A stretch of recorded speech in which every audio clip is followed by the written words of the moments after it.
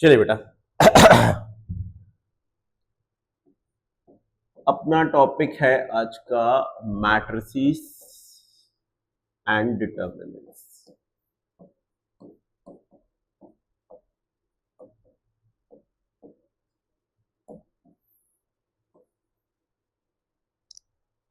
अच्छा क्वेश्चन इसका कॉम्बिनेशन में ही बनता है, ये भी आपको बता दे रहे हैं। मतलब इसका क्वेश्चन कॉम्बिनेशन में, मतलब मैट्रिक्स और डिटर्मिनेंट दोनों एक साथ यूज करेगा तभी इसका अच्छा क्वेश्चन बनता है।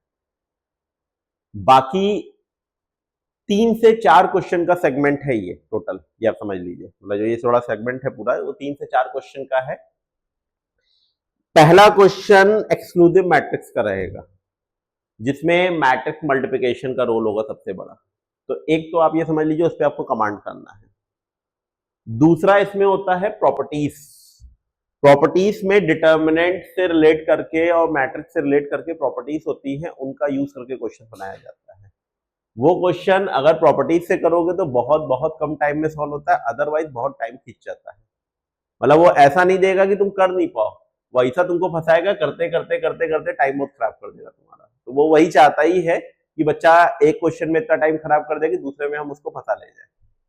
ठीक है ना? तो तुमको इन चीजों को समझना रहेगा कि हमें उसको कैसे पिक करना है और कैसे यूज करना है। जैसे सपोज करो ए पता है और हमको ए स्क्वायर निकालना है, तो ए स्क्वायर का मतलब होता है बेसिकली ए का ए में मल्टीप्लाई। तो आपने कहा ठीक है सर, ये बात तो बहुत आसान है।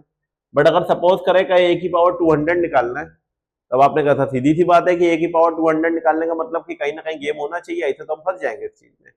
तो आपको ये बात समझनी रहेगी कि कैसे इन चीजों को डील करना है और कैसे इन चीजों का यूज करना है। तो अगर बड़ी पावर आती है तो बड़ी पावर का यूज कैसे करना है वो चीज तुम्हें समझनी रहेगी। तो उसके लिए तुम्हें बेसिक बातें काम आएंगी। तो हम लोग शुरुआत करते हैं टॉपिक का और समझने की कोशिश करते हैं कि कैसे कैसे उन चीजों में बड़ी पावर्स का यूज करते हैं, क्योंकि मिनिमम स्टैंडर्ड पे हमने देखा वो 9-10 पावर से तो नीचे जल्दी कभी देता ही नहीं है, उतना तो देगा ही देगा। तो हम इसमें तुमको कुछ ऐसे मेथड सिखाते हैं जिनसे इनके क्वेश्चंस काफी आसान हो सकते हैं। कुछ ऐसी ट्रिक्स हैं जो एक्सक्लूसिव हैं, जो जनरली तुमको कहीं मिलेंगी भी नहीं। तो इन सब चीजों को अच्छे से समझना, कैसे यूज करना है और क्वेश्चंस में यूज करके देखना, तब तुम्हें मेरी बात समझ में आएगी कि हमको क्या एडवांटेज मिला उस चीज का। तो पहले हम निपटाते हैं मैट्रिसेस। अब बात आई कि सर मैट्रिसेस होती क्या है और कैसे इसका यूज किया जाता है। तो मैट्रिसेस के बारे में सबसे बेसिक बात, matrix is an arrangement of rows of element in rows and columns. Matrix जो है वो अरेंजमेंट ऑफ एलिमेंट्स है रोज और कॉलम में। हॉरिजॉन्टल वाले को हम रो बोलते हैं, वर्टिकल वाले को हम कॉलम बोलते हैं। तो इसमें 2 रो हैं और 2 कॉलम हैं। तो यहां पर बेसिकली क्या बन गया बेटा, आया? तो 2 into 2 is called row 2 and column 2, and this 2 into 2 is represented as order। और 2 into 2 की वैल्यू कितनी बेटा, 4। तो 4 is called number of element. अच्छा, इसमें ना तुमको फंसाएगा कैसे वो तुम्हें बताएं। इसमें तुमको ना तरीके लिखने के उस पे होते हैं, उस पे फंसा ले जाता है। जैसे फॉर एग्जांपल ये शॉर्ट फॉर्म में ऐसे लिखा जाता है,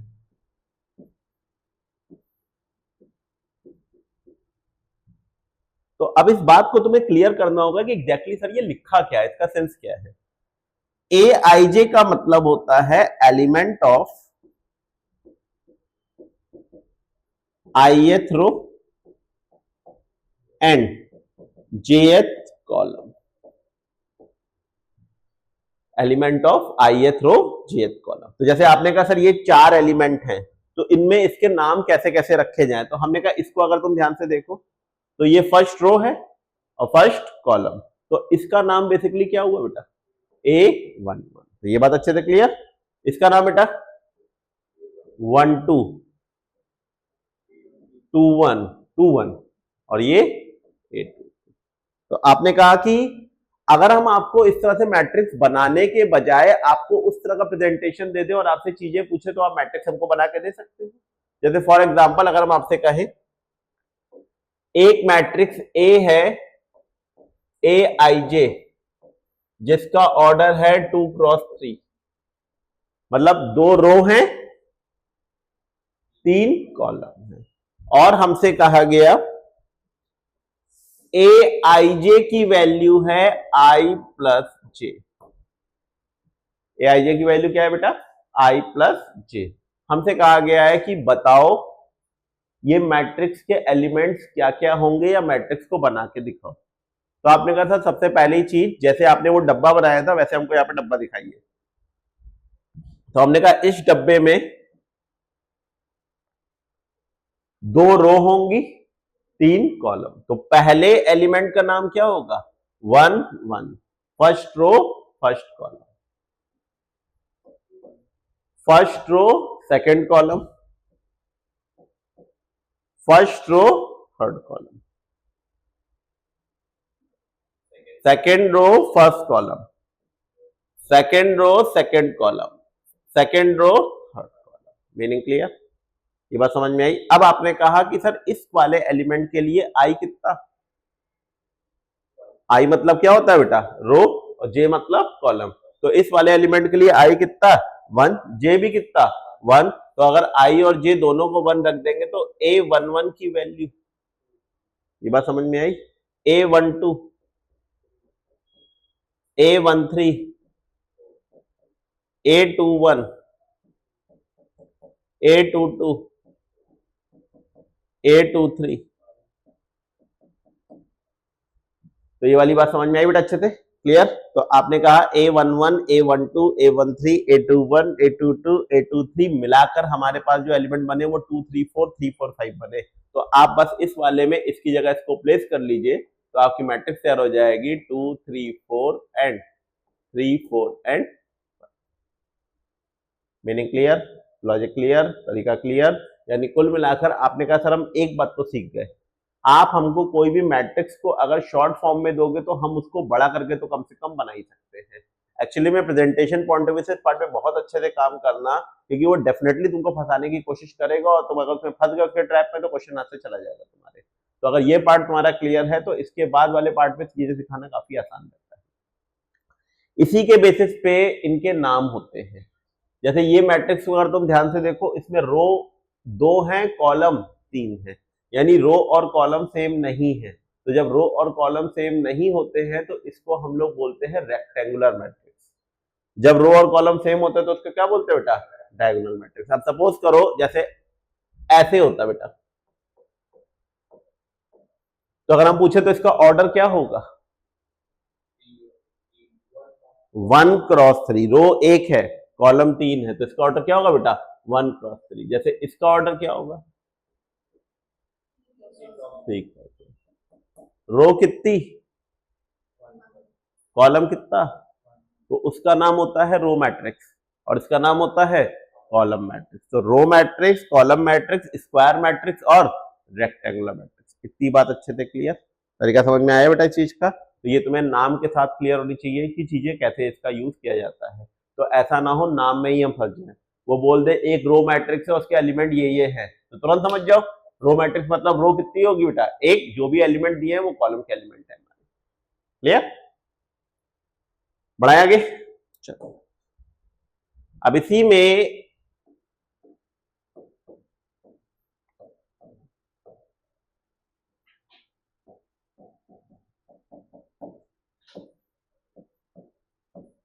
ये 3 नाम भी आते हैं।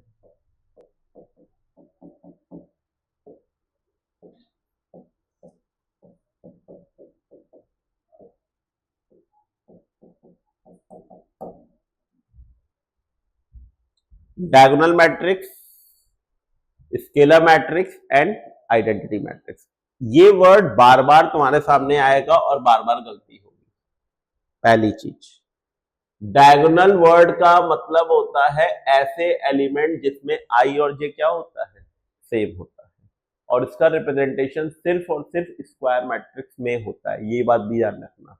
तुम आधी बात तो याद रखते हो, आधी बात खा पी जाते हो। तो इस बात को बिल्कुल क्लियरली याद रखना कि डायगोनल वर्ड जब यूज होता है तो उसके लिए नेसेसरी कंडीशन है कि हमारे पास स्केलर मैट्रिक्स रहे। तो स्केलर मैट्रिक्स अगर सॉरी स्क्वायर मैट्रिक्स रहे, तो स्क्वायर मैट्रिक्स हमारे पास रहेगी तो इसका मतलब रो और कॉलम सेम होंगे, तो उसमें जो डायगोनल एलिमेंट्स होंगे that is called the elements for which I and J are equal. तो जैसे फॉर एग्जांपल अगर हम आपसे कहें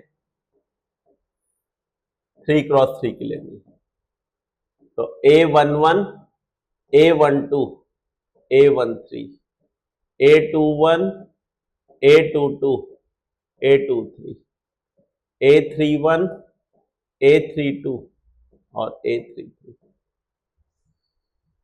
ठीक, A11, A12, A13, A21, A22, A23, A31, A32, A33। अब ध्यान से देखो, आपने कहा सर स्क्वायर है, हमारा लॉजिक तो ये कहता है कि हम तो स्क्वायर में पढ़े हैं, दो डायगोनल होते हैं। ठीक, तो एक ऐसे एक ऐसे। अब आपने कहा सर ये आपकी ज्योमेट्री नहीं है, ये मैट्रिक्स है। मैट्रिक्स में डायगोनल का मतलब होता था वो एलिमेंट जिसमें आई और जे क्या होता है बेटा, सेम। तो बेसिकली सिर्फ एक डायगोनल ही काम करता है, इसे बोलते हैं। आया? तो A11, A22, A33 जिस जगह पे होंगे उसको क्या बोला जाएगा, प्रिंसिपल डायगोनल या मेन डायगोनल। इसमें एक नई चीज जो बुक्स में नहीं होती है,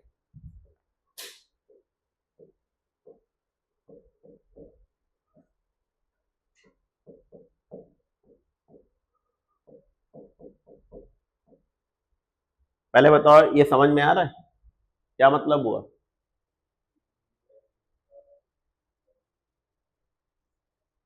ये क्या लिखा है, अगर इसको पढ़ के बताओ तो क्या प्रेजेंटेशन हुआ इसका। आई की जगह एक बार क्या रखो, 1, क्या बना, A11, A22 और A। तो ट्रेस की डेफिनेशन होती है सम ऑफ,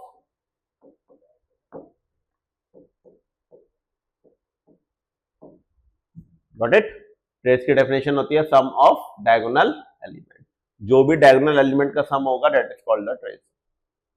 तो एक क्वेश्चन हम इस पे एक्सपेक्ट करते हैं कि शायद तुम्हें मिल जाए पेपर में, कि तुम्हें एक सिंपल सी मैट्रिक्स दे दी जाए या कुछ चेंजेस करके मैट्रिक्स दे दी जाए, पूछा बताओ ट्रेस क्या होगा। अब लोगों को यही नहीं मालूम है ट्रेस होता क्या है, तो निकालोगे कहां से। तो पता होना चाहिए ट्रेस का मतलब होता है सम ऑफ डायगोनल एलिमेंट, और ट्रेस वर्ड आएगा भी तब जब स्क्वायर मैट्रिक्स होगी, दैट इज नेसेसरी कंडीशन।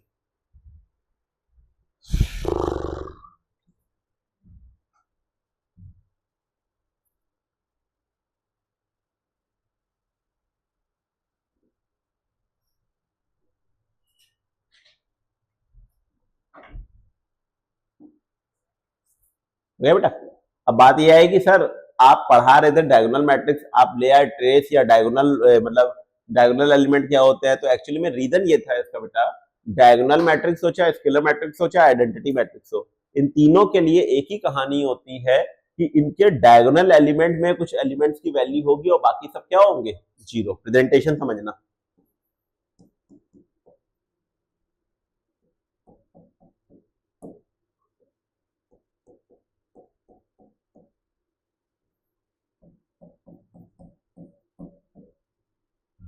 ये इसका प्रेजेंटेशन है। अब आपने कहा क्या लिखा है सर, पहले तो ये समझाइए। तो बेसिकली इसमें जो लिखा है वो ये है कि जो आई और जे इक्वल नहीं होंगे उन सब के लिए हमारी वैल्यू कितनी है, जीरो। और जो आई और जे इक्वल होंगे उन सब में हमारी वैल्यू जीरो नहीं है। फॉर एग्जाम्पल बेटा ए ले लिया, बी ले लिया, सी ले लिया। अभी हमने देखा था डायगोनल एलिमेंट ये वाले होते हैं बेटा, जिसमें आई और जे सेम होते हैं। इनके अलावा सारे क्या बेटा, तो दिस इज कॉल्ड डायगोनल। आया? इसको बोलते हैं डायगोनल मैट्रिक्स। ऐसी मैट्रिक्स जिसमें डायगोनल के एलिमेंट जो है वो जीरो ना हो, बाकी सब क्या हो बेटा, जीरो। तो this is called diagonal matrix. एक बात। दूसरा, अगर तीनों डायगोनल एलिमेंट की वैल्यू सेम हो जाए,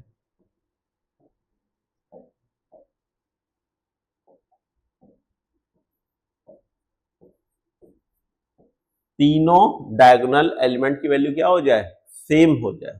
तो अगर तीनों डायगोनल एलिमेंट की वैल्यू सेम हो जाएगी तो उसको हम क्या नाम देंगे, स्केलर। मगर उस केस में ए सेम तो होना चाहिए, मगर क्या नहीं होना चाहिए, क्योंकि जब 1 हो जाएगा तो उसका स्पेशल नाम क्या है बेटा, आइडेंटिटी मैट्रिक्स। तो अब तीनों में डिफरेंस क्लियर हुआ बेटा।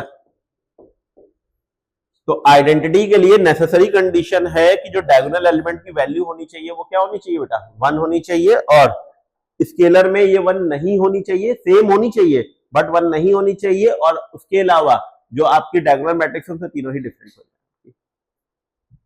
तो यानी पिताजी सबके कौन, डायगोनल, तब उसके अंदर आते हैं। पहले डायगोनल होगा, फिर स्केलर होगा, फिर आइडेंटिटी हो जाएगा बेटा। तीनों का डिफरेंस क्लियर? अच्छा, डायगोनल का प्रेजेंटेशन भी समझ लो। कभी कभी डायगोनल ऐसे लिखा जाता है, पता चला पेपर में पहचाने ना पाओ।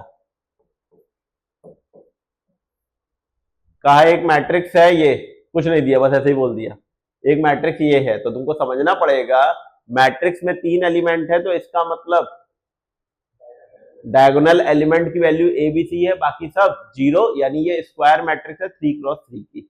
तो समझ जाना ये और ये एक ही बात है।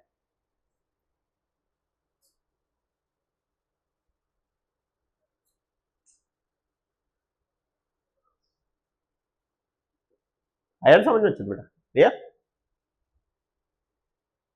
ये टर्मोलॉजी क्लियर रखना, हम देखते हैं से बच्चे फंस जाते हैं बेटा। और डायगोनल समझ लो, मतलब जो ये डायगोनल या आइडेंटिटी वाली चीज है, इतनी बढ़िया चीज है, इतनी बढ़िया चीज है कि अच्छे से अच्छा क्वेश्चन इसी पे बेस्ड होता है। अभी तुमको थोड़ा मल्टीप्लिकेशन सिखा दें, फिर हम तुमको दिखाते हैं मजा इनका कि क्यों हम इसमें इतना ज्यादा फोकस कर रहे थे कि डायगोनल, आइडेंटिटी, स्केलर ये क्यों ज्यादा वेटेज लेते हैं बेटा। चलिए भाई, अब आते हैं अलजेब्रा पे।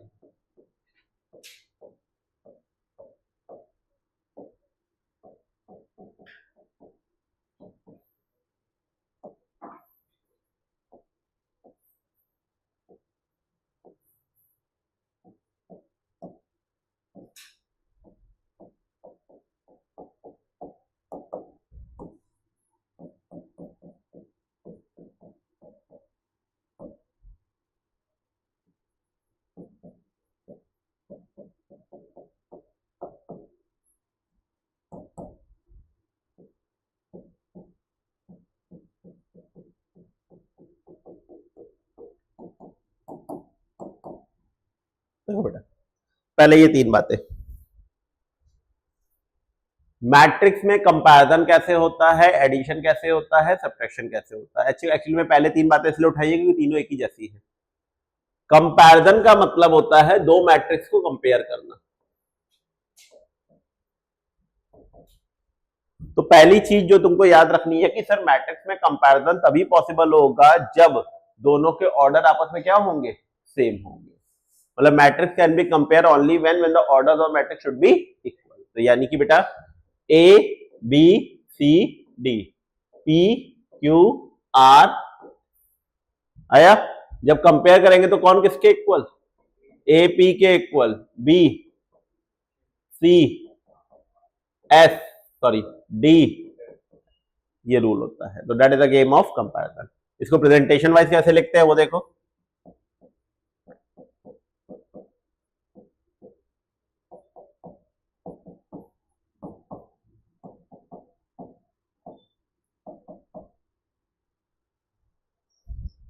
ए I J M cross N, B I J M cross N, अगर ये दोनों को सेम करना है तो हर एलिमेंट के करस्पॉन्ड हो जाएगा बेटा।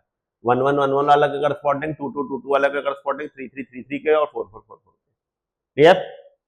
अब तुमको हम बताएं, ये देखने में जितना हल्का फुल्का है, करने में ना उतना ही बढ़िया और उतनी ही आसानी से गलती करा सकते हो। तो बोले इतना इतना हल्का और इतना बढ़िया क्वेश्चन तुमको बना के देंगे कि तुम चाह कर भी गलत कर दोगे। इसमें ये वजह है बेटा क्वेश्चन में। और बच्चे इसको बहुत हल्के में लेते हैं, अरे ये तो हमें बहुत अच्छे से आता है, उसी में निपटा देता है। मल्टीप्लिकेशन में तो बच्चा सीखता है, अरे गलती ना हो जाए, गलती ना हो जाए। इसमें बच्चे को लगता है अरे इसमें क्या है, तो हम उसको तुरंत कर ही लेंगे। ठीक है ना? देखो बेसिकली कंसेप्ट क्या है बेटा, 2x एक्स स्क्वायर प्लस 1 5 2 1 5 5।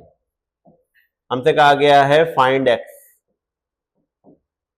या how many values of x will satisfy this equation. Find x या how many values of x will satisfy this equation.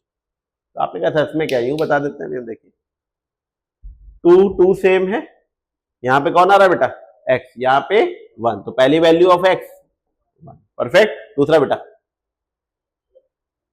X square plus 1 equal to 5, तो X square की value 4, X is equal to आया, तो एक value आई 1 और एक आई plus minus 2। तो question पूछा था how many values of x will satisfy this equation, तो टोटल कितने आंसर हुए, नो सोल्यूशन। ये मजा है क्वेश्चन का। आया समझ में? अब तुम एक बात सोचो बेटा, वेरिएबल एक्स यहां भी था, वेरिएबल एक्स यहां भी था। ऐसा कैसे पॉसिबल हो सकता है एक ही वेरिएबल की एक ही क्वेश्चन में दो अलग अलग वैल्यू आ जाए? अगर तुमने कहा क्वेश्चन में एक्स की जगह 1 रखो, तो एक्स की जगह 1 रखो, तो यहां 1 रखा तो यहां भी तो 1 ही रखना पड़ेगा, ऐसा थोड़ा है इस वाले एक्स में 1 रखेंगे, इस वाले एक्स में 2 रखेंगे, ऐसा थोड़ा हो सकता है बेटा। 1 रखने का मतलब दोनों में 1 रखना पड़ेगा ना। तो जैसे ही तुम यहाँ पे 1 रखोगे तो 1 + 1 क्या बन जाएगा? 2, जबकि यहाँ कितना है? 5। ये कंपेयर हो ही नहीं पाएगा। आया? यानी आपने कहा क्योंकि सर इन दोनों में कोई भी एक्स की वैल्यू आपस में कॉमन नहीं है, इसलिए इसका जो आंसर होगा वो बेसिकली क्या काउंट होगा? ये मजा है पेपर का। तुम ये समझ लो जिप रोहतक का जो मेन बेसिक क्वेश्चन रहता है वो इस बेसिस पे रहेगा। इंदौर में तो फिर भी पेन चलवाएगा, बट मान के चलो जिप और रोहतक में तो हम कम उम्मीद करते हैं कि तुमको ज्यादा परेशान करेगा, इतने पे गेम खेल के तुमसे परेशान कर देगा और तुमसे आंसर गलत निकलवा लेगा। तो प्रिपेयर रहिएगा। बातें बहुत छोटी छोटी है मगर बेटा गलती हो जाती है इसमें, तो प्रिपेयर रहिएगा कि आपके एंड से गलती ना। क्लियर ना? अब देखो जैसे तुमको हमने ये समझा दिया तो अब हमको ये समझाना भी बहुत आसान है। अब हम सिर्फ लिख रहे हैं, तुम मेरे लिखने के प्रेजेंटेशन को समझो।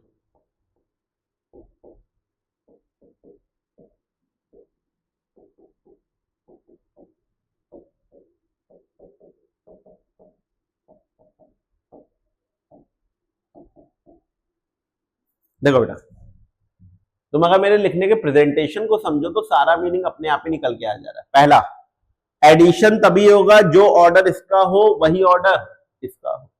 और एडिशन होगा कैसे? तो आपने कहा सर आप देखिए दोनों को एक ब्रैकेट में ले लिया, मतलब सेम एलिमेंट की पोजीशन से ऐड हो जाएगा। जैसे इसी एग्जांपल को अगर उठा ले तो इस एग्जांपल के पॉइंट ऑफ व्यू से अगर हम एडिशन करते हैं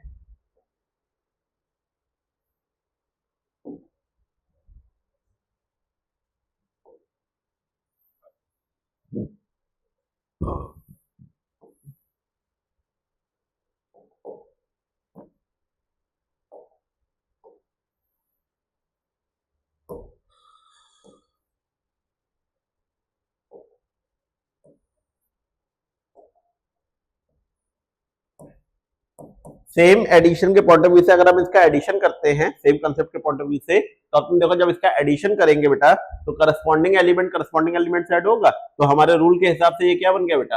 a plus P, b plus Q, c plus R और d प्लस आया। By the same way subtraction भी सेम पोजीशन से सेम पोजीशन को क्या कर देते हैं बेटा? माइनस। तो बस यहाँ पे सब्ट्रैक्शन वाले में बीच में क्या लग जाएगा बेटा? माइनस। एडिशन सब्ट्रैक्शन दोनों बातें क्लियर। इसी तरह सब्ट्रैक्शन वाले में बस यहाँ पे माइनस लगा देना तो यहाँ पे भी क्या आ जाएगा? Meaning clear? यानी कुल मिलाकर एडिशन, सब्ट्रैक्शन और कंपैरिजन, तीन बातें तुमने सीख ली। और कंपैरिजन के क्वेश्चन में गलती भी तुमने सीख ली कि क्या गलती हो सकती है, कि मतलब तुमसे आंसर निकलवाएगा मगर वो आंसर सेटिस्फाई नहीं करेगा, इसलिए हमारा आंसर क्या हो जाएगा? बड़े। चलिए अब सबसे इंपॉर्टेंट काम बेटा, इसमें सबसे इंपॉर्टेंट काम होता है मल्टीप्लिकेशन और फिर उसका ट्रांसपोज। दो तीन बातें हैं, symmetric, skew symmetric matrix, transpose और मल्टीप्लिकेशन। तीन बातें मैट्रिक्स में बहुत अच्छे से सीखना, फिर उसके बाद प्रॉपर्टीज पे खेलना सिखाएंगे कैसे उसका यूज किया जाता है। यहां से क्वेश्चन बनना शुरू होंगे अब तुम्हारे। इस वाले में एक क्वेश्चन बनता है जो अभी तुमको हमने बताया है, जिसमें वैल्यू निकालनी रहेगी, वो एक क्वेश्चन बन सकता है। बाकी एडिशन तो तुम कर ही लोगे कैसे इसका यूज करना है।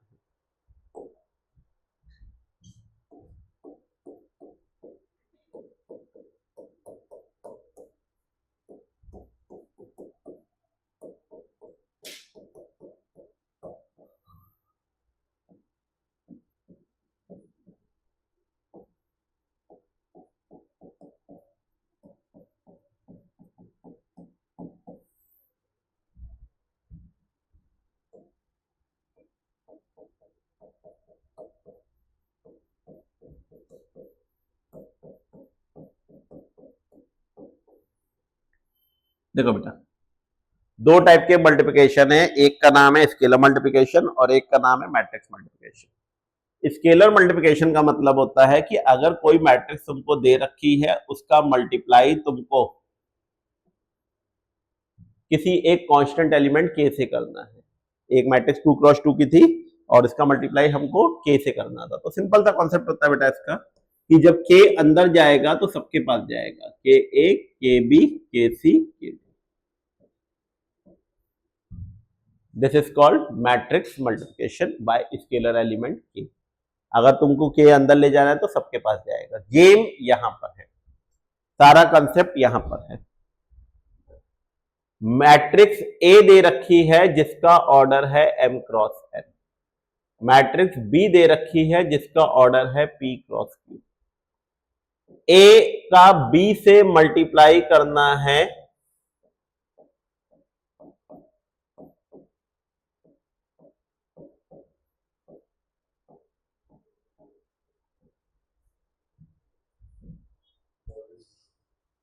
आपने कहा ए का बी से मल्टीप्लाई करना है, क्या ये मल्टीप्लाई पॉसिबल है? तो आपने कहा सर है, मगर एन जब किसके इक्वल हो, पी के।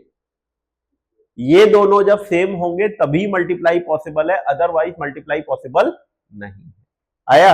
आपने कहा जब सर मल्टीप्लाई हो जाएगा तो क्या होगा? तो जब मल्टीप्लाई हो जाएगा उस केस में जो हमारा ऑर्डर आएगा वो आ जाएगा m क्रॉस एनपी के इक्वल होगा, तो हमारा जो आंसर निकल के आएगा वो किस ऑर्डर का आएगा, m क्रॉस q। तो इस बात को बहुत बहुत अच्छे से समझना है, इस बात को बहुत क्लियरली समझ लेना कि अगर a और b को मल्टीप्लाई करना है तो वो मल्टीप्लिकेशन तभी पॉसिबल होगा जब ये चीज कंडीशन होगी, और मल्टीप्लाई तभी आएगा, मल्टीप्लाई होने के बाद जो आंसर आएगा उसका ऑर्डर क्या होगा बेटा, m क्रॉस q। इसी तरह अगर कोई पूछे क्या bA पॉसिबल होगा,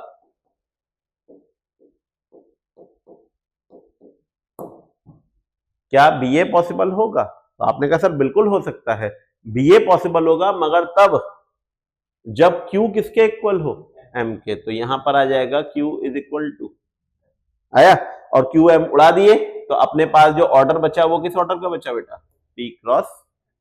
तो ये बात बहुत छोटी सी है, मगर बेटा इसका एक सिंपल सा क्वेश्चन भी तुमको इतना ज्यादा परेशान कर सकता है कि तुम सोच भी नहीं पाओगे कि लो हम क्वेश्चन कर क्यों नहीं पा रहे हैं।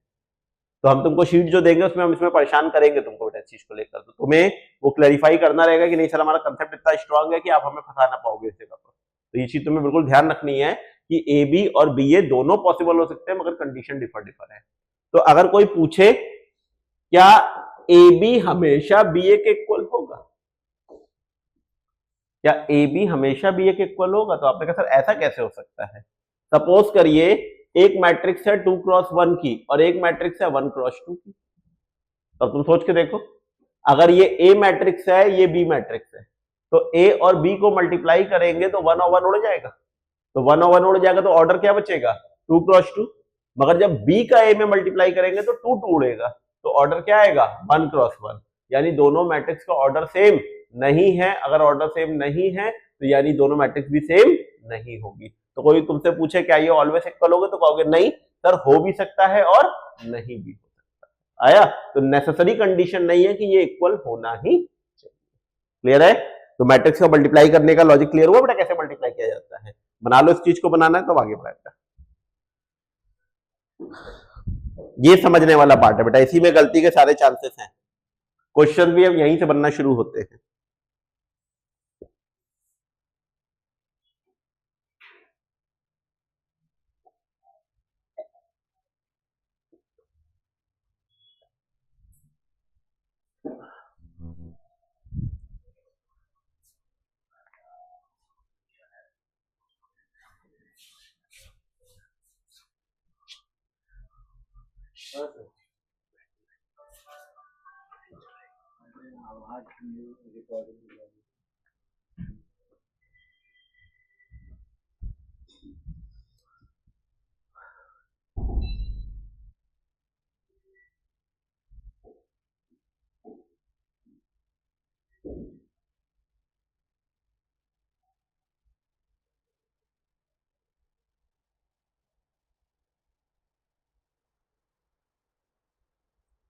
हो गया बेटा?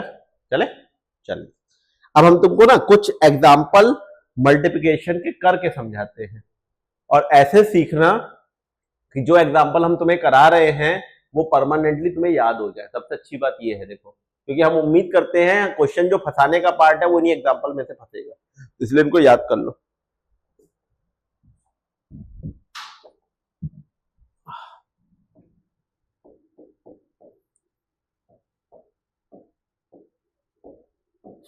जैसे बेटा ये दे रखा है, हमसे कहा गया ए स्क्वायर निकालो, ए क्यूब निकालो और ए की पावर 5 निकालो। जब ये सब निकल जाए तो फिर ए की पावर 2026 निकाल देना। ठीक, जब ज्यादा आ जाए तो फिर टैलेंट दिखाना अपना। तो आपने कहा सर पहले अपनी औकात के हिसाब से काम करते हैं। ए गिवन है, ए स्क्वायर पे बात कर लेते हैं। तो ए स्क्वायर का मतलब हमारे हिसाब से बेटा ए इंटू ए, मतलब 1101 1101। परफेक्ट। अब जो सीखा बेटा, आपने कहा सर इसका ऑर्डर कितना है 2 क्रॉस 2, इसका ऑर्डर कितना है 2 क्रॉस 2। क्या ये दोनों सेम है? आपने कहा डन। जो आंसर आएगा वो भी किस ऑर्डर का आएगा? 2 क्रॉस 2 आया। 2 क्रॉस 2 का मतलब 4 element, A11 A12 A21 A22। जो लोग पहली बार समझ रहे हैं या पहली बार कर रहे हैं, the best way of doing this multiplication ये तरीका है। मतलब इससे आसान तरीका फिर नहीं होता है, तुमको रटना नहीं पड़ेगा, तुम्हें समझ में ही सारा चीज आ जाएगी कैसे यूज कर रहे हैं। तो हमने सबसे पहले क्या किया, पता लगाया कौन से ऑर्डर की मैट्रिक्स बनेगी, उसके एलिमेंट्स का नाम जैसे हमने सीखा था वैसे लिख दिया।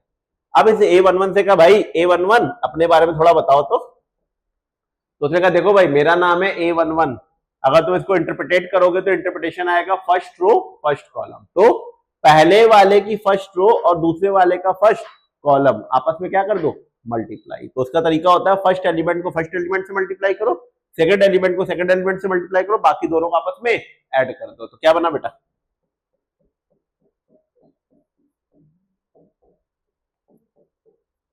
Any problem? परफेक्ट, अच्छे से क्लियर बेटा, बिल्कुल। तो इसी बात पे अगर कोई पूछे A12 कितना होगा,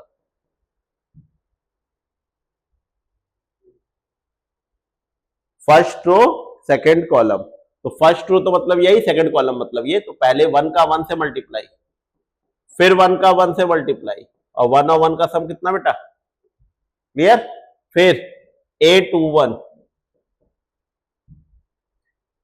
का मतलब सेकेंड रो फर्स्ट कॉलम, 0 का मल्टीप्लाई 1 से, 1 का मल्टीप्लाई 0 से। बात समझ में आई? Similarly A22 second row second column, 0 का मल्टीप्लाई 1 से, 0, 1 का मल्टीप्लाई 1 से। ये बात क्लियर? तो कुल मिला के अपने पास क्या बना बेटा, 1 2 0। ये बात समझ में आई? तो अपना मल्टीप्लिकेशन कितना आया, 1 2 0 1। तो आपने कहा सर फिर से समझ लीजिए, ए था 1101, ए स्क्वायर क्या आया 1201। हमने जानबूझ के क्वेश्चन ये वाला ही क्यों उठाया था, तुम्हें समझ में आ गया होगा कि सर आपका सब पैटर्न सेम है, सिर्फ एक चेंज हुआ, जहां ये वाला 1 था अब उसकी जगह क्या आ गया 2। सिमिलरली अगर हमसे कहा जाए ए क्यूब निकालो, तो आपने कहा सर ए क्यूब का अगर मतलब की बात करोगे तो मतलब की बात ए स्क्वायर इंटू ए है। जो मतलब की बात है बेटा वो क्या है, ए स्क्वायर इंटू ए। तो ए स्क्वायर इंटू ए को अगर हम कैलकुलेट करें तो आपने बोला ए स्क्वायर आप निकाल चुके, ए आपको पहले से पता है। जब आप इसको मल्टीप्लाई करोगे इसी तरीके से तो ये आंसर कितना आएगा 130। तो अब अगर तुम्हें मेरी बात पकड़ में आई हो तो गेम यही होता है इसका, और इसको ऐसे ही खेलना होता है। तो कुल मिलाकर अब आपने कहा अगर A4 पूछोगे तो आंसर क्या होगा सर, तो इसी बात पे A 2226 कितना होगा बेटा 1 2026 0 1। समझ में आया? क्लियर? तो चारों पार्ट अच्छे से कर लोगे। इसके कैसे करना है बेटा, तो इस वाले को बहुत बहुत अच्छे से याद रखना, ये फंसाने में बहुत काम आता है।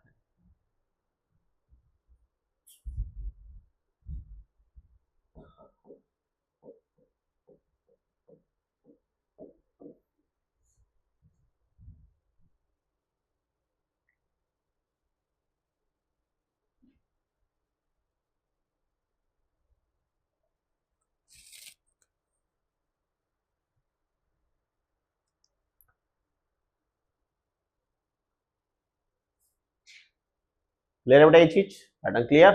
मतलब 3-4 पैटर्न पकड़ लो अच्छे से, इन्हीं पे ही क्वेश्चन 100% मिलेगा तुमको। चले अब इसका ट्विस्ट दिखाएं क्वेश्चन का, कैसे घुमा के पूछा जा सकता है। मतलब ये पैटर्न तुमने सीख लिया, लॉजिक तुमने सीख लिया, अब कैसे क्वेश्चन को ट्विस्ट कराया गया था बेटा।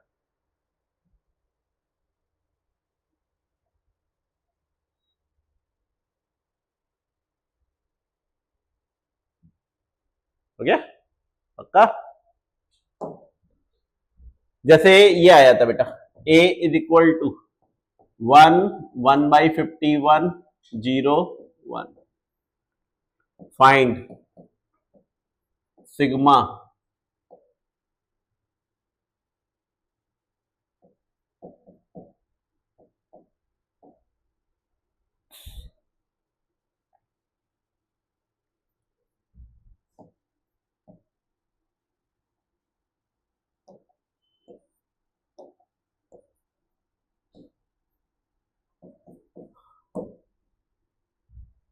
जैसे ये पूछा गया बेटा, k इज इक्वल टू 1 से 50 a की पावर k, हमको इसकी वैल्यू निकालनी है और a हमें दे रखा है 1 1/51 0 और 1। तो आपने कहा सर अभी तो देख के आए हम क्वेश्चन, इसको जो 1/51 है गेम सिर्फ उसी का होगा, बाकी तो सब नाचेंगे वही की वही, है ना। तो जैसे अगर हम तुमसे पूछे a अगर ये गिवन है तो बिना पेन चलाए बताओ a स्क्वायर कितना होगा।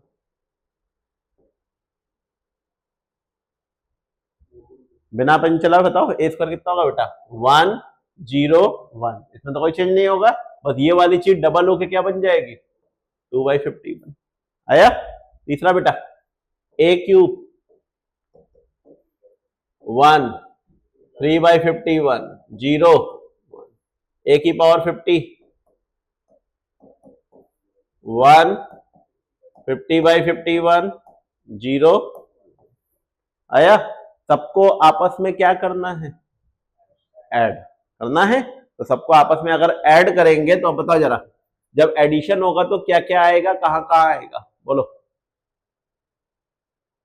ऐड करना है ना सबको, तो ऐड का मतलब ये बना ना 1 1/51 0 1 प्लस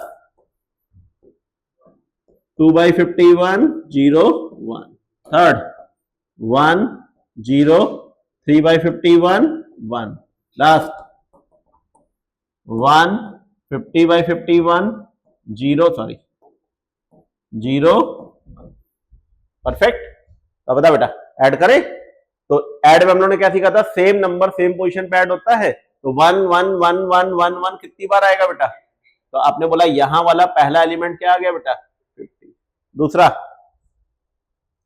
0 वाला 0, ये वाला भी 50। आपने कहा बस सर ये बवाल हुआ, तो ये बवाल नहीं है एक्चुअली, तुम देखो एपी आ गई, तुम दिमाग लगाओगे तो समझ में आएगा कि एपी आ गई। तो आपने कहा सर जब इसको ऐड करेंगे तो हम अलग से नीचे करके दिखा दे रहे हैं, 1/51 सर में सब ऐड ले ली, वो कॉमन ले लीजिए सर, अंदर क्या बचा 1 + 2 + 3 कहां तक बेटा 50 तक। अब अगर एपी वाला कंसेप्ट याद हो तो इसका डायरेक्ट फॉर्मूला होता था nn + 1/2, तो इसका आंसर क्या आ जाएगा 1/51 बाहर, 50 × 51 डिवाइडेड बाई 2, ये और ये कैंसिल आउट, तो नेट आंसर 20।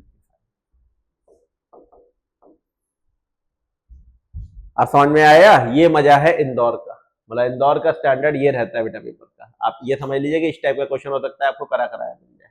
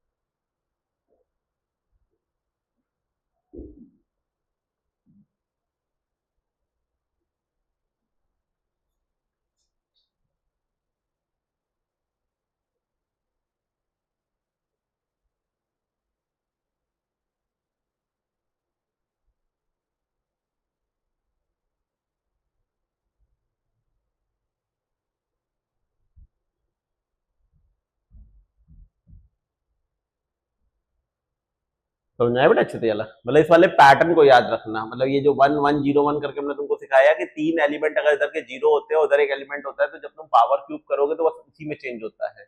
इस वाली बात को ध्यान रखोगे तो ये क्वेश्चन तुम्हें करा कराया मिल जाएगा।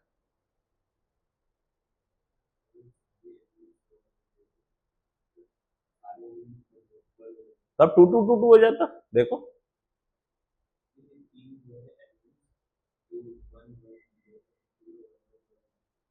उसका फिर चेंज हो जाता ना, पैटर्न नहीं बनता। अगर चारों 1 होते तो पैटर्न बनता, फिर 2 2 2 3 3 3 4 4 4 वो बनता, वो दिखा दे रहे थे, वो आया भी है। तो तुमने ही शायद पूछा था हमसे उस दिन, तुम्ही ने हमसे क्वेश्चन पूछा था, वो वाला भी दिखा रहे थे मैं वो क्वेश्चन क्या बन सकता है। अब जैसे इनका कहना है कि सर अगर सपोज करिए आपका क्वेश्चन ये होता, ठीक, तो आप बताइए आपके क्वेश्चन में कहां पर चेंज आता, और आपको ए स्क्वायर ए क्यूब ए की पावर 4 निकालना है। तो आपने कहा हम एक निकाल के देखते हैं ना सर।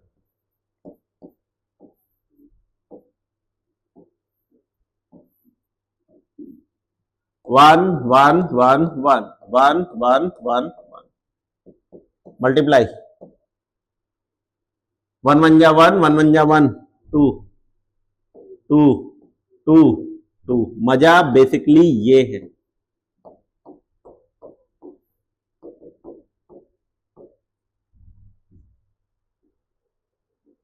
ये असली मजा है। क्लियर। अब आपने कहा सर गेम असली क्या है वो बताइए, तो हमने कहा इतना थोड़ा ना छोटा पूछेगा कि लो बेटा बता दो कितना होगा, वो पूछेगा अच्छा बताओ ए की पावर 100 कितना होगा, ये पूछेगा। असली गेम ये रहेगा बेटा। तो आपने कहा सर खेलना कैसे है वो सिखाइए, मतलब एक लेक्चर तो मतलब एक तो पार्ट हमने सीख लिया कि ए स्क्वायर निकाला तो उसकी वैल्यू कितनी आई 2 है। तो अब आगे कैसे बढ़े, तो आगे कैसे बढ़े जरा इस चीज को समझना। यहाँ पे तुम्हारा दिमाग कितना काम करेगा ये बहुत मैटर करेगा बेटा। यहां तक बात बनी। दोनों तरफ ए से मल्टीप्लाई करो, पकड़ना बात बेटा, यहां से नई चीज सीखने जा रहे हो तुम नए पैटर्न में। दोनों तरफ ए से मल्टीप्लाई करो, क्या बना बेटा ए क्यूब, यहाँ पे क्या बनेगा 2a स्क्वायर। ए स्क्वायर खुद क्या था 2a, तो कितना हो गया टोटल, ये बात समझ में आई। चलो अगला, फिर अगेन ए से मल्टीप्लाई करो, तो फिर अगर ए से मल्टीप्लाई करेंगे तो ये क्या बनेगा बेटा ए की पावर 4, 4a स्क्वायर, ए स्क्वायर की वैल्यू 2a, तो मिलकर कितना, ये बात समझ में आई। अगेन ए से मल्टीप्लाई करो,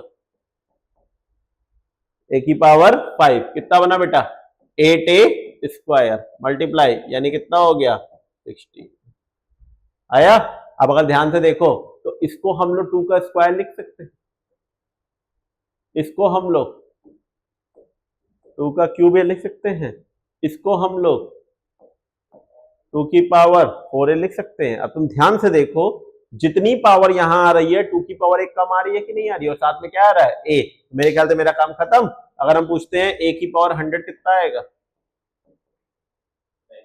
2 की पावर 99। अब आया, ये मजा रहता है इंदौर के पेपर का बेटा, मतलब पेपर में इतना ही आसान क्वेश्चन होता है बट क्लिकिंग सही होनी चाहिए, उठाने का तरीका सही होना चाहिए, क्वेश्चन अपने आप सॉल्व हो जाता है। आया समझ में अच्छे से, बढ़िया से नोट करना बेटा इस कॉन्सेप्ट को। 2 3 पकड़ लो बातें बस, हमारी ज्यादा कुछ नहीं है, उसी पे ही नाचेगा क्वेश्चन, कंफर्म है बेटा।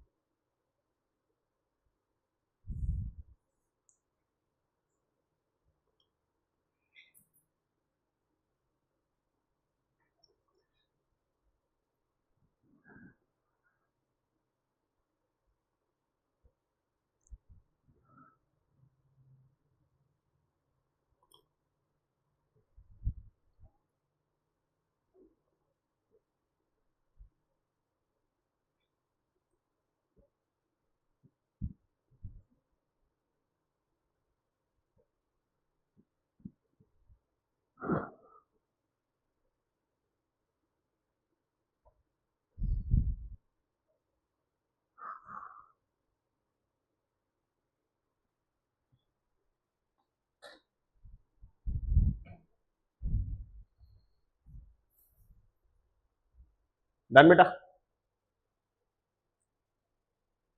तो इस पैटर्न पे भी काम कर लोगे, सेम है तो समझ जाना कैसे करना है बेटा। बढ़े आगे, तीसरा पैटर्न बेटा,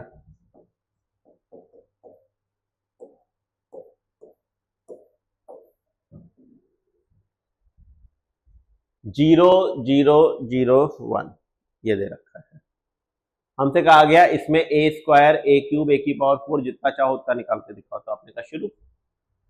ए square, that means A into A, 0 1 0 0, इधर बेटा 0 1 0 0 multiply first row first column 0, first row second column, तो 0 का 1 से 1 का 0 से, ये भी 0 0 0। आपने कहा सर बवाल ही खत्म।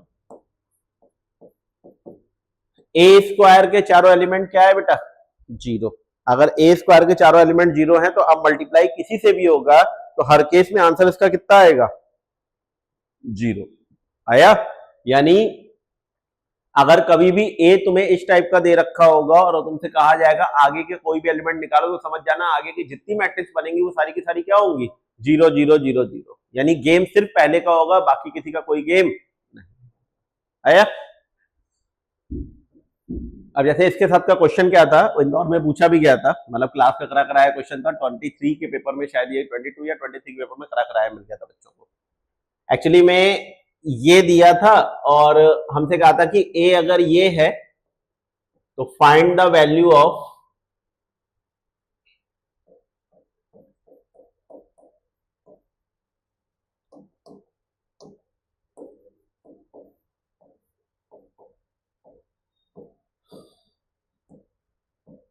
ये पूछा था, find the value of I plus 50 I plus A की पावर 50 माइनस 50 ए। अब मैट्रिक्स के साथ जोड़ दिया था बाइनोमियल। क्वेश्चन अच्छा क्यों था बेटा? मैट्रिक्स के साथ जोड़ दिया था बाइनोमियल। तो आपने कहा सर जरा पहले बाइनोमियल निपटा लें, मतलब पहले जरा बाइनोमियल वाला पार्ट देख लेते हैं फिर आगे बढ़ाते हैं क्वेश्चन को। तो बाइनोमियल में हम लोगों ने इसका एक्सपेंशन सीखा था बेटा, कि एक्सपेंड कैसे किया जाता है। तो हम लोग का एक्सपेंशन का तरीका होता था 50C0 आई की पावर 50 प्लस 50C1 आई की पावर 49A प्लस 50C2 आई की power 48A square that that dash, आखिरी टर्म 50C50 ए की पावर। तो आपने कहा सर बेसिकली इस चीज का एक्सपेंशन तो ये हो गया।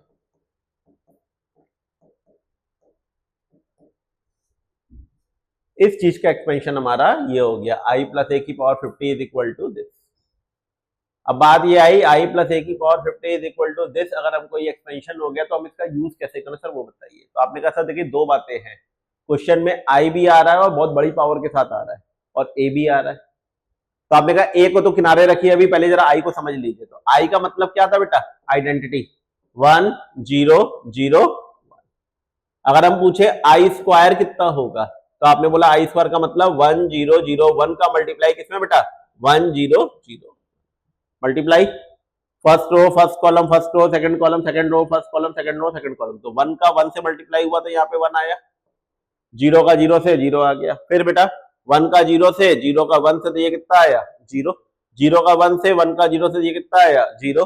0 का 0 से 1 का 1 से कितना आया? 1। आपने कर लिया सर, ये तो सेम आ गया। अब इसका मतलब अगर हम आई क्यूब निकालेंगे तब भी सेम आएगा, आई की पावर 4 निकालेंगे तब भी सेम आएगा, आई की पावर 50 निकालेंगे तब भी सेम आएगा। यानी सर आपने कहा आई की पावर 50 की वैल्यू भी आई ही होगी। आया? तो यानी आपने कहा सर जितने भी आई लिखे हैं सबकी वैल्यू आई ही होगी, पावर चाहे जितनी बड़ी हो। तो कुल मिलाकर अब अपने क्वेश्चन को अगर हम कंसाइज करें,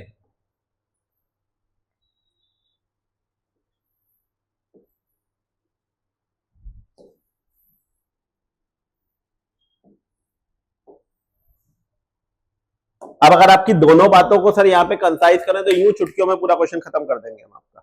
यहाँ पे आइए, NC01 होता है, आई की पावर 50 कितना होगा? आई। NC1 की वैल्यू n होती है तो 50C1 50 हो जाएगा। आई की पावर 49, आई का मल्टीप्लाई ए में करेंगे तो 1, आई का मतलब होता है 1 बेसिकली, तो 1 का मल्टीप्लाई किसी में करो तो वही चीज आती है। तो ये बेसिकली कितनी आ जाएगी? ए। अगला वाला बेटा, आपने कहा अगले वाले को हम सॉल्व नहीं करते सर, ऐसे ही छोड़ देते हैं, मगर हाँ एक काम कर देते हैं, आई की पावर 48 आई होगा, आई का मल्टीप्लाई ए स्क्वायर में करेंगे तो आंसर क्या आएगा? ए स्क्वायर। ऐसे ही अगला term 50C3 A cube that that dash 50C50 ए की पावर। ये बात समझ में आई? तो अब तुम देखो इन सारे एक्सप्रेशंस में ए स्क्वायर की वैल्यू इसके लिए कितनी आई थी? 0। तो यानी यहां से सारे टर्म क्या हो जाएंगे? 0, खत्म। यानी सिर्फ क्या बचा अपने पास? आई प्लस 50 ए, तो इसकी जगह ये रख दे, तो इसकी जगह ये रखोगे तो क्या बना, आई प्लस 50 ए माइनस 50, ये और ये कैंसिल, तो फाइनल आंसर। आई बात समझ में अच्छे से बेटा ये चीज क्लियर, तो आपका फाइनल आंसर आ गया। इतने आसान क्वेश्चन थे, मतलब ऐसे ही आते हैं, और उस समय रिवीजन अच्छा रहेगा, पैटर्न याद रहेगा तो टाइम भी नहीं लगता है करने में, ठीक है ना। तो तुम्हें इसको याद कैसे रखना है शॉर्टकट में वो भी समझ लो। अगर अब ये कभी नेक्स्ट टर्न पे आए तो तुमको ऐसे याद रखना है, आई प्लस एन की आई प्लस ए की power N is equal to I plus N A if A square is equal to, ऐसे नोट करना।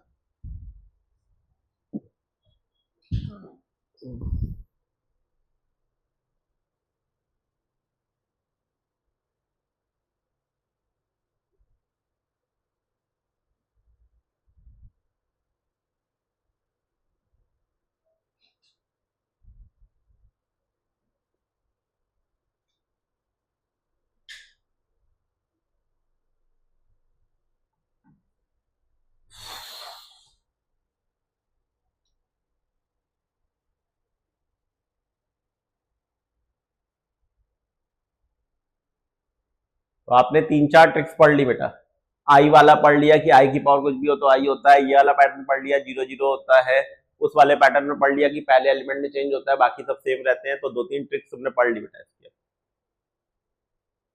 ठीक।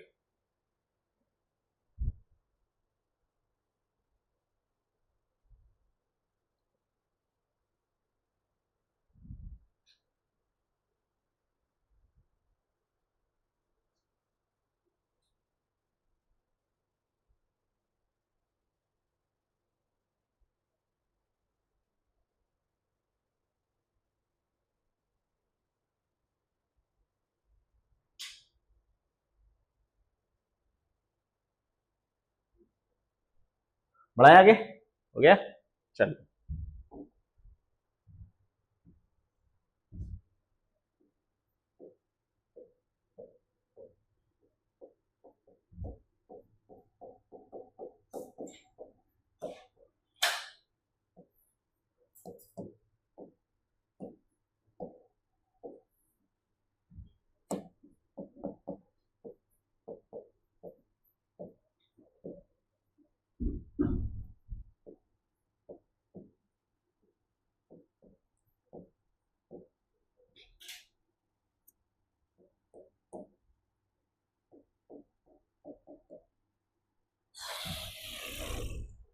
देखिए पहले पूरा बिल्कुल मेथड से सिखाएंगे हम आपको, इज्जत से जैसे किया जाता है, फिर बेइज्जती करेंगे क्वेश्चन, ठीक है। और इसको बहुत बहुत अच्छे सीखना, क्योंकि जनरली ये ट्रिक्स तुमको जितना भी पढ़ डालो कहीं मिलेगी नहीं, पहले ही बता दे रहे।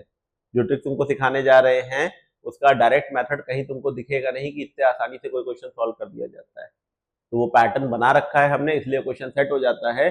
अदरवाइज तुम कितना ही पढ़ोगे तो लोग इसको निकलवा के ही सिखाते हैं कि ऐसे निकालो बैठ के, तो पहले हम भी निकलवा रहे हैं, मगर उसके बाद तुमसे हम दिखाएंगे कि हम बिना पेन चलाए क्वेश्चन को कैसे डील कर लेते हैं।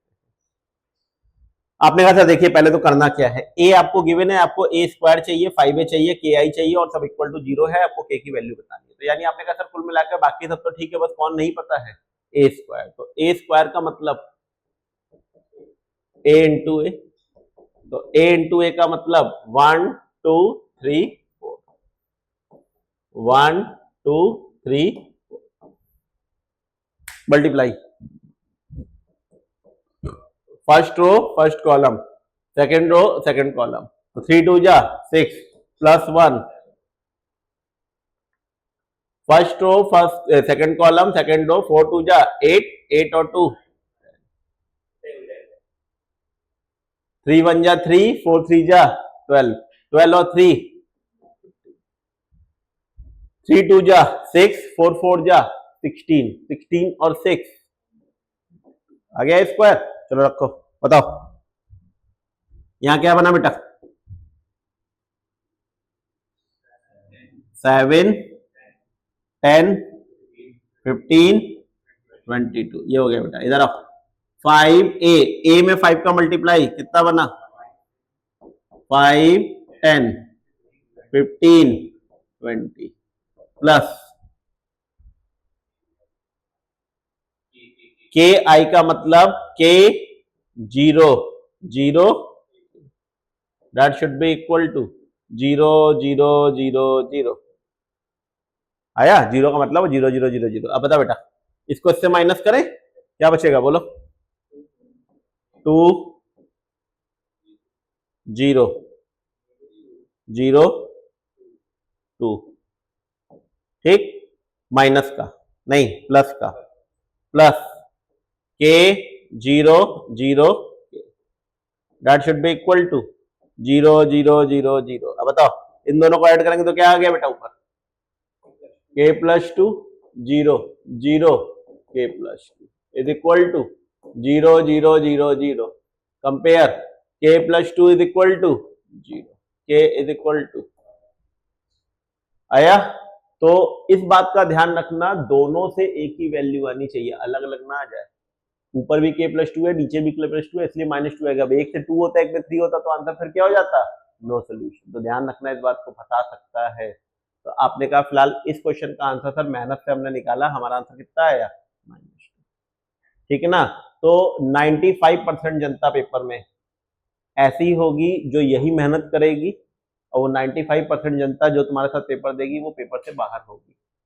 सिलेक्शन तो सिर्फ 5% का ही होता है ना अल्टीमेटली। तो वो 5% में अगर तुम्हें आना है तो तुम्हें इस मेहनत से बचना पड़ेगा कि सर इतना टाइम छोड़ना है हमारे पास कि बैठ के हम यही सब करते रहेंगे। कुछ ऐसा बताइए जो हमें लगे कि पेपर में कि हम करके तुरंत आंसर इसका निकाल सकते हैं। तो बेसिकली हम जो चीज तुमको सिखाना चाह रहे थे वो होती है कैरेक्टरिस्टिक इक्वेशन किसी भी मैट्रिक्स की 2x2 में। पहले बात कर रहे हैं 2x2 की। तो 2x2 की किसी भी मैट्रिक्स की अगर हमको वैल्यू निकालनी है तो इसकी कैरेक्टरिस्टिक इक्वेशन का डायरेक्ट फॉर्मूला है ए स्क्वायर माइनस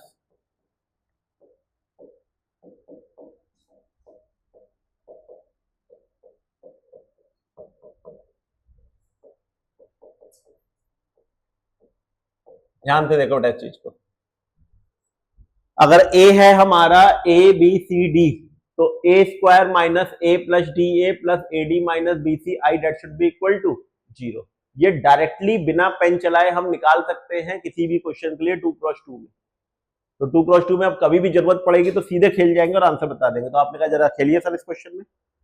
तो ए बी सी डी के हिसाब से ए कितना?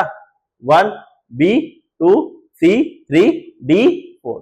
तो आपने कहा रखिए सर इसमें, बोलिए A square minus A plus D 5a plus AD minus BC times I. AD कितना? बीसी कितना? तो 4 minus 6 minus 2 that should be equal to, ये हमने डायरेक्ट बनाई। तुमने हमें क्या दी थी? ए स्क्वायर माइनस 5a प्लस के आई इज इक्वल टू 0 रखा इसके नीचे।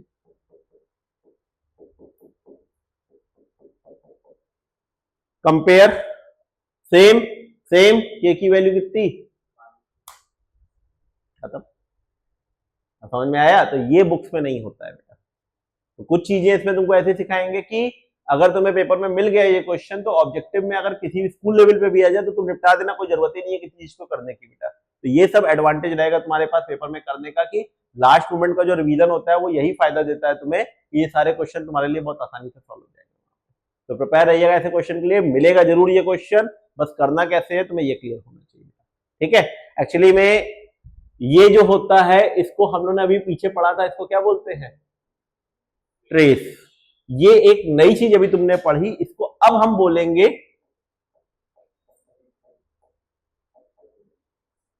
अगर तुम्हें याद हो डिटर्मिनेंट को सॉल्व करने का तरीका क्या होता था बेटा? इसका इसमें बीच में माइनस। तो बेसिकली ये क्या है बेटा? समझ में आया अच्छे से? क्लियर? तो इस वाली चीज को याद रखिएगा कि ये थ्योरम तुम्हें याद रहे इस वाले पैटर्न से, तो ये सब क्वेश्चन दो दो लाइन में हो जाएंगे। अच्छे से नोट करने का इसको।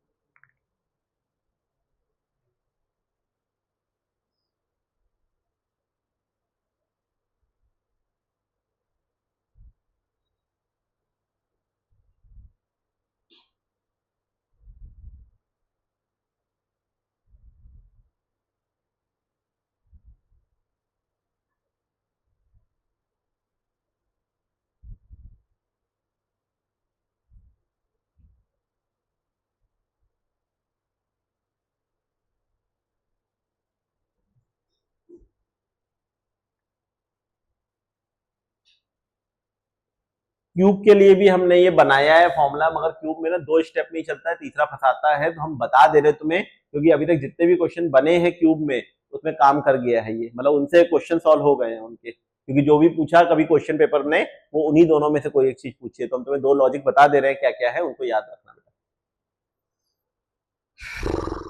एक्चुअली में उसके लिए पहले बार डिटर्मिनेंट सॉल्व करना सिखाना पड़ेगा, वो बता दें तो फिर उसका तुम्हारा सारा काम हो जाएगा।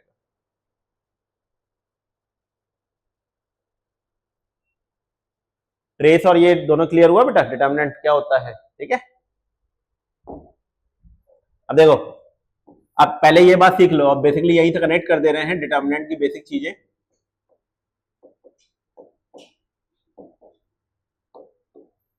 अगर 2x2 की दे रखी है तो इसका डिटर्मिनेंट ऑफ ए होता है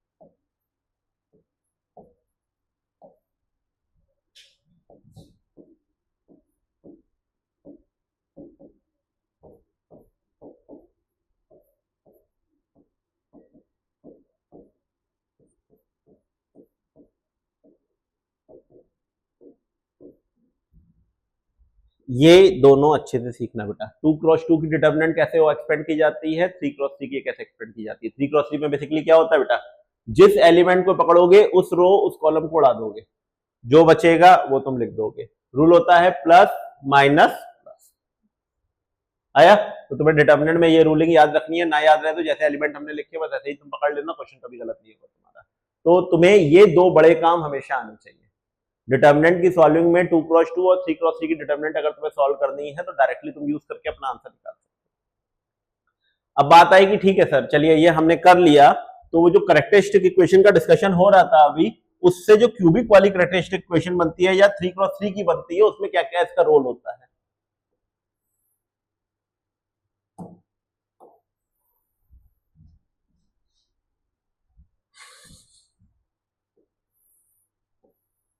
देखो बेटा, अगर ए की वैल्यू यही ले लो, A B C P Q R L M N, तो इसमें ना बेटा 2 स्टेप हम तुम्हें कर सकते हैं क्लियर। ए क्यूब माइनस, इसमें वापस वही ट्रेस आता है बेटा, A plus Q plus N A square. A वाले में बवाल आता है, मगर आखिरी वाले में determinant of A into I that should be equal to 0। तो वो बवाल अभी तक नहीं पूछा गया है कहीं भी, जो सवाल है वो इन दोनों में पूछा गया है। क्लियर, तो यहां पर जो दूसरा एलिमेंट होता है वो क्या होगा बेटा, ट्रेस, और यहां पर सॉरी यहां पर जो होगा वो क्या आएगा, डिटर्मिनेंट ऑफ ए। तो डिटर्मिनेंट ऑफ ए का मतलब ये पूरी चीज बेटा, ठीक ना। तो अभी तक जितने भी क्वेश्चन क्यूबिक से रिलेट करके बने हैं वो इसी पे ही बने हैं, तो प्रिपेयर रहिएगा कि ऐसा कोई भी क्वेश्चन मिले तो आपसे गलत ना। क्लियर,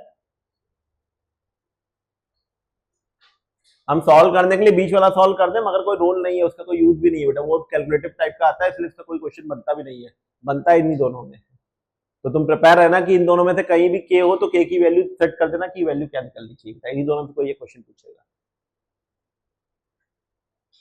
इस पे इस बार हम उम्मीद कर रहे हैं इंदौर में इसका क्वेश्चन तुम्हें मिलेगा, ये वाले टाइप का। ये बेसिकली निकलवाएगा तुमसे डिटर्मिनेंट और इस पैटर्न पे दे रखेगा के अननोन बनाकर, कहेगा के की वैल्यू बताओ कितनी होगी। और बच्चा इसको नॉर्मल तरह से ए निकालेगा, ए स्क्वायर निकालेगा, ए क्यूब निकालेगा, एक ही क्वेश्चन में कम से कम 15 मिनट खराब करेगा और फिर खुश हो जाएगा हमने आंसर निकाल दिया, और बगल वाला 2 मिनट के अंदर पूरा आंसर निकाल के रख देगा कि लो बेटा आंसर ये था। ऐसी बेवकूफत अभी पिछले सालों में बच्चों ने की है, इसलिए हम तुम्हें बता दे रही चीज, बताने के बावजूद भी वही काम किया, बाद में याद आया अरे हाँ हमारे पास ये टेक्निक भी तो थी, हम कर सकते थे।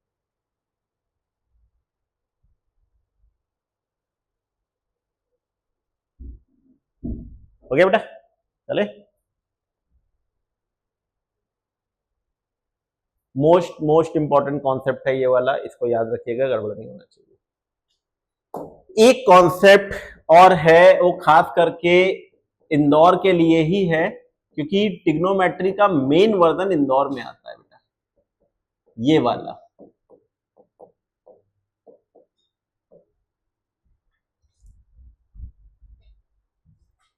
मतलब पिछले 7-8 साल से आईआईटी के पेपरों में इस क्वेश्चन को फंसा रहे हैं, बता के कराते हैं क्लास में कि देखना ऐसा पैटर्न मिलेगा, और क्वेश्चन फंसता है उनका हर बार। इस बार भी क्वेश्चन फंसा था, ठीक है ना। तो आप भी प्रिपेयर रहिएगा इस चीज के लिए कि अगर ये मिल जाए तो बिल्कुल तुम समझ जाना तुम्हारी किस्मत अच्छी है, ऐसे काम हो जाएगा। ए दे रखा है cos theta sine theta minus sine theta cos theta. अब ये क्यों अच्छा है, एक ही क्वेश्चन में दो खेल लेता है गेम, मैट्रिक्स भी खेल लिया और ट्रिग्नोमेट्री भी खेल ली। जहां तुम चूके क्वेश्चन गया। सबसे अच्छी बात यह है कि तुम जहां चूकोगे क्वेश्चन गया। तुम दिखाते हैं क्यों ऐसा बोल रहे हैं कि जहां चूके क्वेश्चन गया। सबसे पहले ए निकालो बेटा, मतलब सॉरी ए स्क्वायर निकालो। तो आपने बोला ए स्क्वायर का मतलब ए इंटू ए।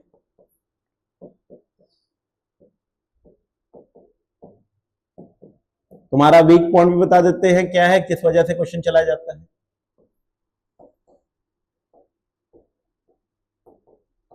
आपने कहा सर बेसिकली देखिए एक चीज, आप मल्टीप्लिकेशन में तो हम प्रो हो गए हैं, उसमें तो आप हमको ना फंसा पाओगे, ठीक है ना। मल्टीप्लिकेशन तो हम इधर उधर करके कर ही देंगे अपना सही। आप जो हमको फंसा पाओगे हम आपको वो दिखाते हैं बेटा। देखो फर्स्ट रो फर्स्ट कॉलम, तो कॉस का कॉस में कॉस स्क्वायर थीटा, साइन का साइन में साइन स्क्वायर थीटा, बीच में क्या लगेगा माइनस, क्योंकि क्वेश्चन में माइनस है। तो क्या आया यहाँ पर cos square theta minus sine square theta. Done. दूसरा बेटा first row second column cos theta sine theta plus sine theta cos theta, कितनी बार 2 साइन थीटा कॉस थीटा। चलो बेटा third minus sine theta cos theta minus cos theta sine theta, तो -2 sine theta cos theta. Last बेटा minus sine square theta plus cos square theta.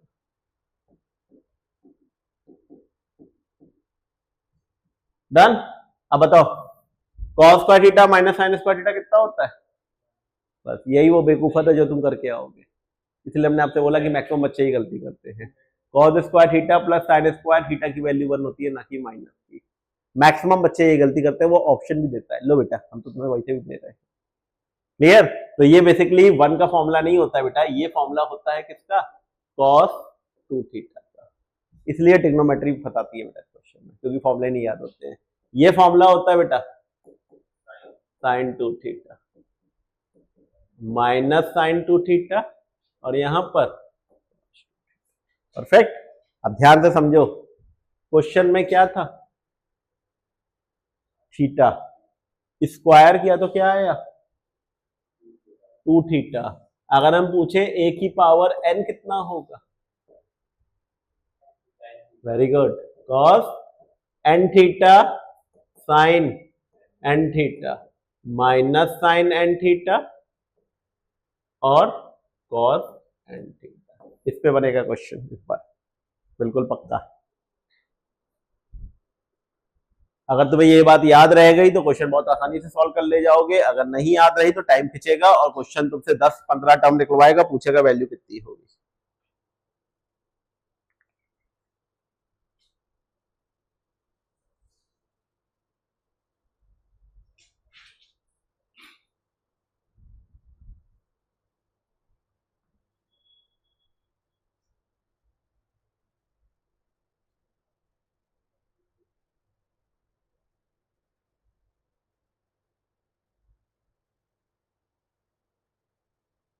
हो गया।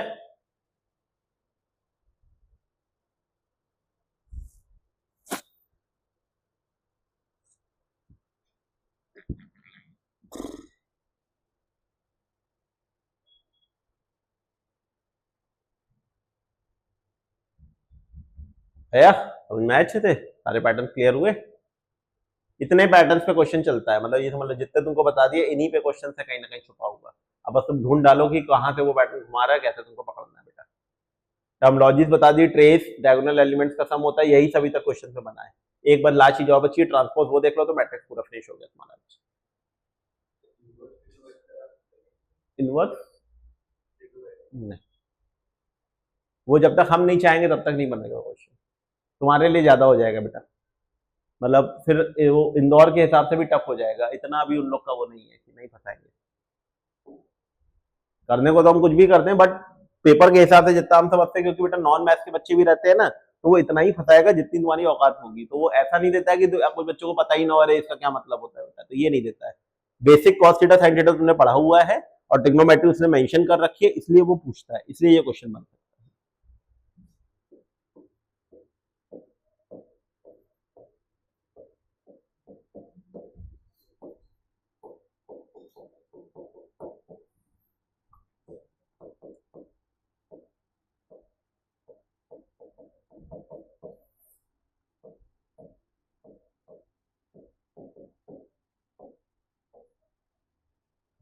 देखिए बेटा, ट्रांसपोज का मतलब क्या होता है?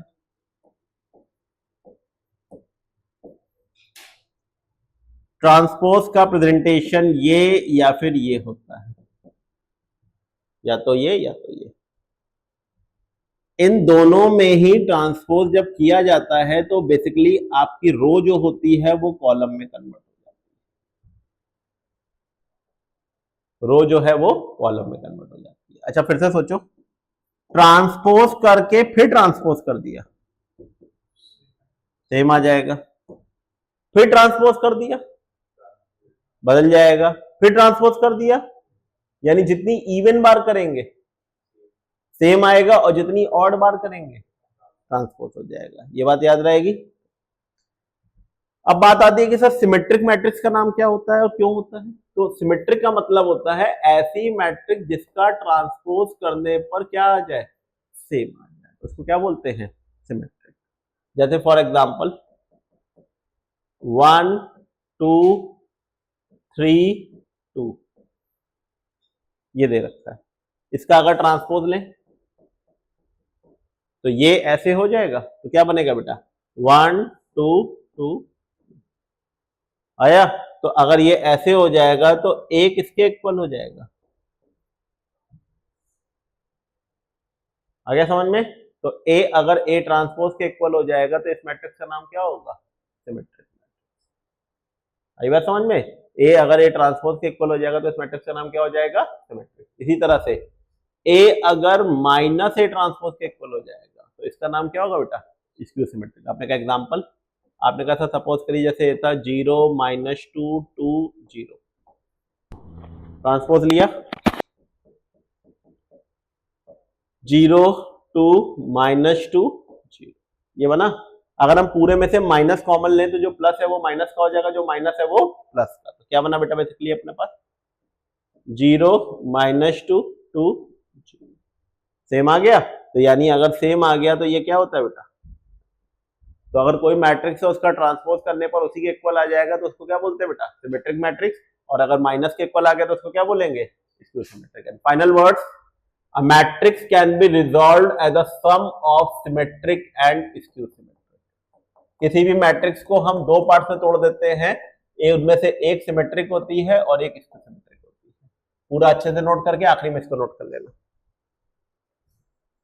A matrix can be resolved as a sum of symmetric and skew symmetric matrix।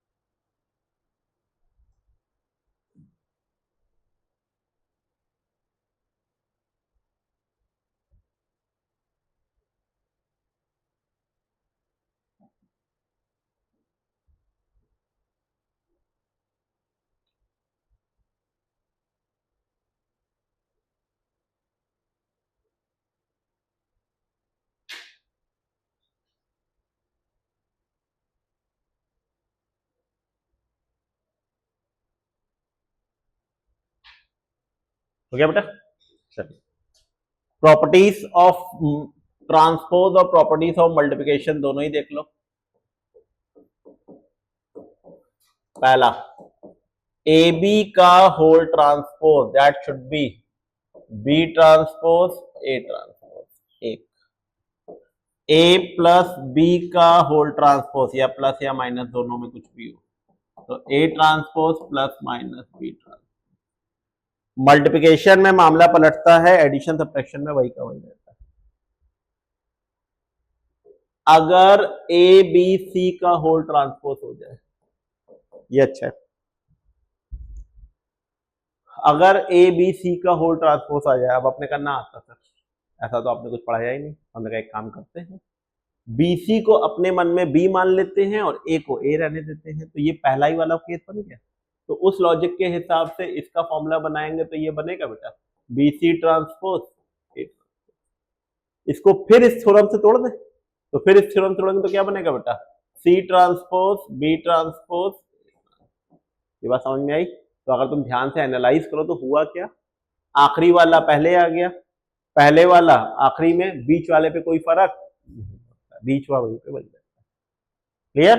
तो अगर 4 आ जाए, 5 आ जाए, 6 आ जाए तो डरना नहीं, करना क्या है ये चीज तुम्हें क्लियर होनी चाहिए। डन? टोटल होना चाहिए। इस पे क्वेश्चंस बने हैं प्रॉपर्टीज पे।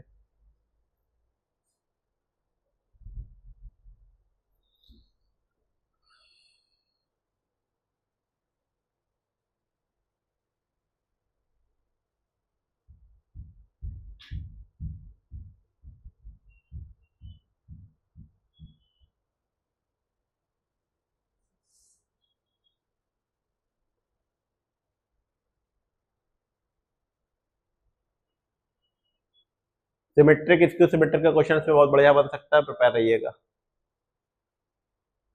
क्योंकि ट्रांसपोज की प्रॉपर्टी होती है ना बेटा सिमेट्रिक स्क्यू सिमेट्रिक, तो इसलिए इसका गेम पढ़ा जा सकता है पेपर में। डन? चलिए अब इसको अच्छे से रिवाइज कर लीजिएगा, इसकी शीट हम ग्रुप में डाल देते हैं, आप लगा लीजिएगा, नेक्स्ट टाइम पे डिस्कस करके डिटर्मिनेंट वाला पार्ट स्टार्ट कर देते हैं। तो संडे टू संडे हम लोग की जो क्लासेस रहा करेंगी, उसमें जो टॉपिक्स क्लासेस में नहीं होंगे उनको हम यहाँ करा देते हैं, जो एक्सक्लूसिवली आईपी मैथ के टॉपिक्स है बेटा उनको हम यहाँ करा देते हैं, बाकी टॉपिक्स तो तुम्हारे वहाँ पे रिवाइज हो जाएंगे। क्लियर? चलिए, थैंक यू।